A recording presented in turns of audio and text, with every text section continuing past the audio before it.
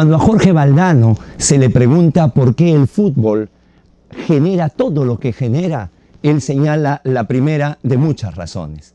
Y la primera viene a ser este objeto.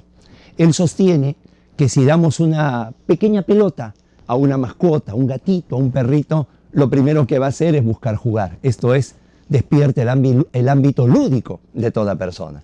Si a esto le sumamos el afán competitivo, el afán casi natural por ganar algo, y sobre todo, si abrazamos alguno de los colores, si tomamos alguna posición, esto va a desatar un aluvión de emociones que, bien es cierto, si no son del todo administradas, pueden originar tragedias, como la ocurrida el 24 de mayo de 1964 en el Estadio Nacional de Lima, Perú.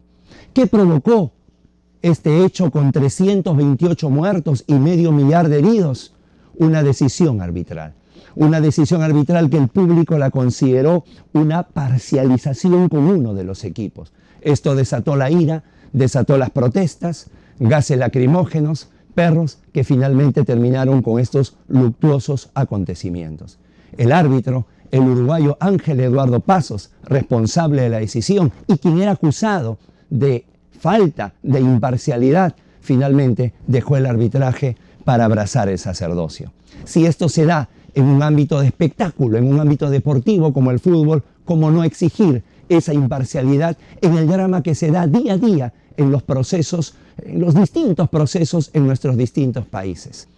Esto es Tribuna Constitucional. Soy Guido Aguila Grados, esta es la entrega número 59. Hoy hablaremos de la imparcialidad judicial. Sean todos bienvenidos. En el desarrollo de todo proceso, las partes y los mismos jueces suelen hablar de principios. En sus escritos, en sus decisiones, suelen decir por el principio de. Y deja la sensación de que estamos confundiendo lo que vienen a ser principios del procedimiento, que vienen a ser en estricto reglas, con los principios del proceso, que en rigor vienen a ser principios. ¿Qué debemos entender por un principio? Algo que sea unitario, algo que no tenga alternatividad, algo que no sea negociable y que tenga definitivamente una sensación de permanencia en el tiempo.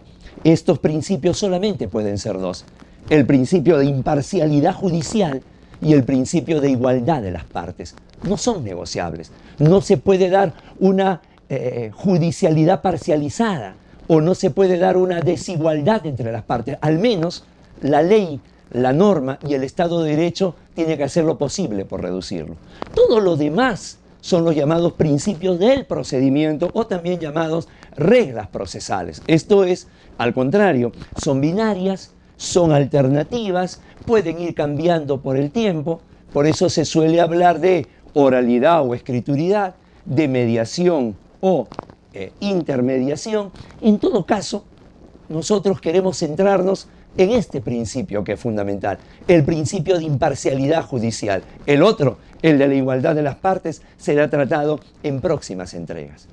Esta imparcialidad judicial tiene que estar por encima del sistema procesal que se abrace. Esto es, si Hans Kelsen graficó en una pirámide su jerarquía normativa, Giuseppe Chiovenda graficó el proceso en un triángulo. Arriba el juez imparcial y abajo las partes parciales. Un triángulo que no solamente se llama así porque debe tener tres lados, sino que además debe ser un triángulo equilátero, donde el juez hacia las partes debe estar equidistante. Esa es la imparcialidad judicial, y las partes entre sí también tengan que estar equidistantes. Esta es la igualdad de los parciales. Sin embargo, en los sistemas procesales a veces se piensa que se ha cambiado el diseño. No, creemos que el proceso sigue siendo un triángulo. Primero, en el llamado sistema publicístico o sistema inquisitivo, ese triángulo comenzaba a dibujarse desde el vértice superior. Primero era el juez, por eso tenía todos esos poderes, todas esas facultades, todas esas iniciativas, inclusive hasta probatorias, y terminaba en las partes. Hoy, ya en el siglo XXI, casi en todas las especialidades y en todos los países se ha cambiado ese sistema publicístico, inquisitivo, por un sistema más bien acusatorio. Y en ese sistema acusatorio el proceso sigue siendo un triángulo, pero ahora el dibujo comienza desde la base, es decir, comienza desde el debate entre las partes y termina en el juez. El cambio es notorio. Los códigos hablan siempre primero de jurisdicción y luego de acción. Con este nuevo sistema, primero es la acción, que luego va evidentemente a recurrir a la jurisdicción. Por ello, la importancia de este principio de imparcialidad judicial. Sin embargo, deja la sensación que se dice fácil y se concreta muy difícilmente. Adolfo Alvarado cuenta una anécdota que ya tiene algunos años. Cuenta que en un congreso se le acerca un importante magistrado chileno y le pregunta: oiga Alvarado, ¿se ha dado cuenta usted que a los jueces nos exigen una destreza para la que nunca nos preparan? A lo cual el maestro rosarino queda absorto y la respuesta era la imparcialidad. En efecto, no hay escuela de la magistratura o academia de la magistratura que cultive en el futuro magistrado, en el futuro juez, esa imparcialidad necesaria.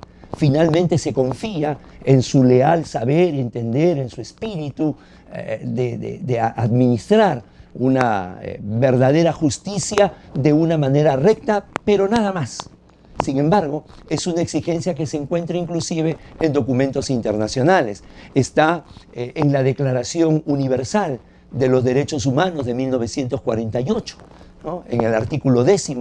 Aparece también en una sentencia de la Corte Interamericana de Derechos Humanos, en el caso Barus Itcher Bronstein versus el Perú, en el párrafo 103, esa exigencia de imparcialidad. Y por último, también esta necesaria imparcialidad aparece cuando interpreta el artículo 8.2 de la Convención Americana de Derechos Humanos, donde señala que aquella imparcialidad que se exige para el ámbito penal se extienda también hacia los ámbitos civiles, laborales, administrativos, fiscales, parlamentarios, es decir, para todos.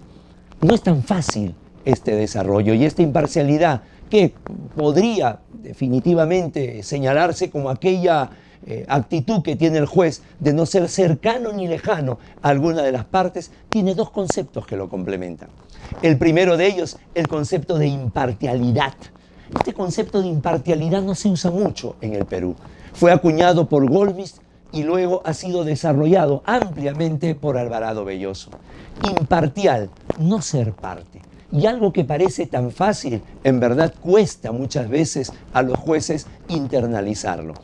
El ser imparcial, el no ser parte, quiere decir que no hay que señalar pretensiones, que no hay que descubrir excepciones que no ha señalado el demandado, que no hay que actuar pruebas que no se han presentado por las partes, que no hay que variar medidas cautelares que no hayan sido solicitadas.